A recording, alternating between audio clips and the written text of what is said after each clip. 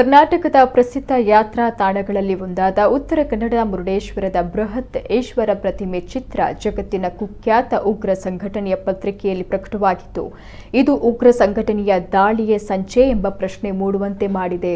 ಉತ್ತರ ಕನ್ನಡ ಜಿಲ್ಲೆಯ ಭಟ್ಕಳ ತಾಲೂಕಿನ ಮುರುಡೇಶ್ವರ ಶಿವನ ವಿಗ್ರಹದ ಶಿರವನ್ನ ಕತ್ತರಿಸಿದಂತೆ ಎಡಿಟ್ ಮಾಡಲಾದ ಫೋಟೋವನ್ನು ಉಗ್ರ ಸಂಘಟನೆ ಐಸಿಸ್ನ ಪತ್ರಿಕೆಯಲ್ಲಿ ಪ್ರಕಟಿಸಲಾಗಿದ್ದು, ಈ ಚಿತ್ರ ಇದೀಗ ಸಾಮಾಜಿಕ ಜಾಲತಾಣಗಳಲ್ಲಿ ಭಾರಿ ವೈರಲ್ ಆಗ್ತಾ ಇದೆ.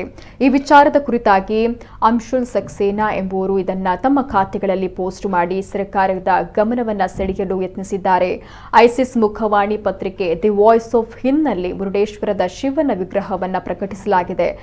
ಇನ್ನು ಅದರ ಮೇಲೆ ಇದು ನಕಲಿ ದೇವರನ್ನ ಒಡೆಯುವ ಸಮಯ ಎಂಬ ವಾಕ್ಯವನ್ನ ಬರೆಯಲಾಗಿದೆ. ಅಲ್ಲದೆ ಶಿವನ ಪ್ರತಿಮೆಯನ್ನ ಅರ್ಧಕ್ಕೆ ಕತ್ತರಿಸಿ ತಲೆಯ ಭಾಗದಲ್ಲಿ ಉಗ್ರ ಸಂಘಟನೆಯ ಮಾದರಿಯ ಧ್ವಜ ಹಾರಾಡ್ತಾ ಇರುವಂತೆ ಚಿತ್ರಿಸಲಾಗಿದೆ.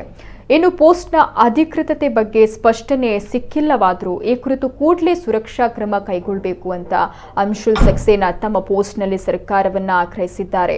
ಈ ಬಗ್ಗೆ ಪೊಲೀಸ್ ಇಲಾಖೆಯಿಂದ ತಕ್ಷಣದ ಪ್ರತಿಕ್ರಿಯೆ ಲಭ್ಯವಾಗಿಲ್ಲ. ಈ ಫೋಟೋ ಮತ್ತು ಮಾಹಿತಿ ಸಾಮಾಜಿಕ ಜಾಲತಾಣದಲ್ಲಿ ಹರಿದಾಡ್ತಾ ಇದ್ದು, ಇದರ ಸತ್ಯಾಸತ್ಯತೆ ಸಂಬಂಧಪಟ್ಟಂತ ಇಲಾಖೆಯೇ ಬಿಟ್ಟಂತದ್ದು. ಜೊತೆಗೆ ಇಂತಹ ದುಷ್ಕೃತ್ಯಕ್ಕೆ ಸರ್ಕಾರ ಅವಕಾಶ ನೀಡಬಾರದು ಅನ್ನುವಂತಹ ಆಗ್ರಹವನ್ನ ಸಾರ್ವಜನಿಕರು ಮಾಡಿದ್ದಾರೆ.